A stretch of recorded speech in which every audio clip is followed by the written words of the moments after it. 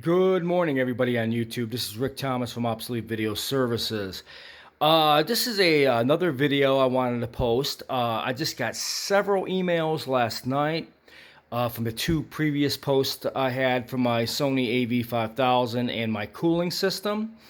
Well, this is a response to an Eric and a Robert. I guess one of them is from the United Kingdom, and we got another one who I believe is in Hawaii. I guess these people are also doing transfers with machines similar to this. So I'm going to do another video to explain some of the questions that people were asking me. Okay, everybody was asking me after I posted my rack with my Sony AV5000 and the custom cooling that I made or designed for this special rack, which I just purchased, put together to cool the Sony AV5000. I wanted to make it clear about these machines.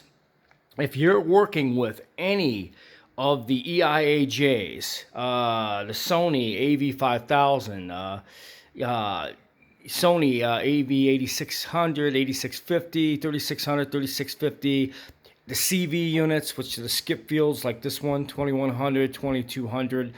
I wanted to point out something. As, as far as keeping your video equipment cool, this is the only machine you really have to have a special configuration, like a design, like I did with this machine for the Sony AV5000, 5000A. This thing has something like, God, 8 to 12 relays in it. Now, this is early electronics before solid state, okay? When you start using a lot of relays, that's a very early design before they came out with solid state circuit boards. Okay, when you have relays on circuit boards, they get very, very hot. And this particular machine was designed very poorly. It would get very hot. And I had to come up with this cooling system design in this rack that cools the unit because the electronics is very primitive, very early stages of a VCR type of thing. And it gets very, very hot. So this is the system I came up with to cool that unit. All right. But as far as like the Sony models, the CV units like this and other units like some of the ones I got over here, which are the Panasonic, like the 3160s and 3130s. A lot of those EIAJ machines and reel-to-reel machines of the time, especially the video machines, they're all solid state. So you do not really need special cooling for those. The fans are very adequate to cool the circuit boards below the machine. Those were designed properly because they didn't use any relays in those units. This is the only machine that used all these relays and a couple of 1-inch machines, earlier ones, but as far as the half-inch EIAJ that came out in 1969, they still used relays in this machine, and it gets very, very hot. So to answer your question, if you guys are working with the CV 2100s, 2200s, or any of the Panasonic or Sony EIAJ machines, and it's not the Sony AV5000 series, you have nothing to worry about. You don't really need to have a super cooling system for those.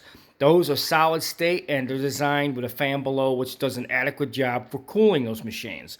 This is the only pain in the ass machine if you're using a Sony AV5000, 5000A, that has to have special cooling. It has to.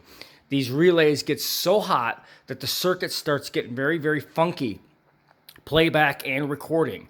That's the biggest flaw in this machine. So this is the only one you really have to worry about high output cooling.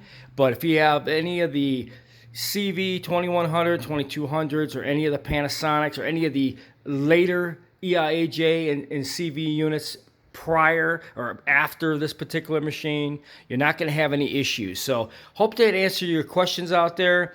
Cooling is usually designed for a machine that's very primitive. These started getting more sophisticated with electronics as they came up with a better system circuit-wise.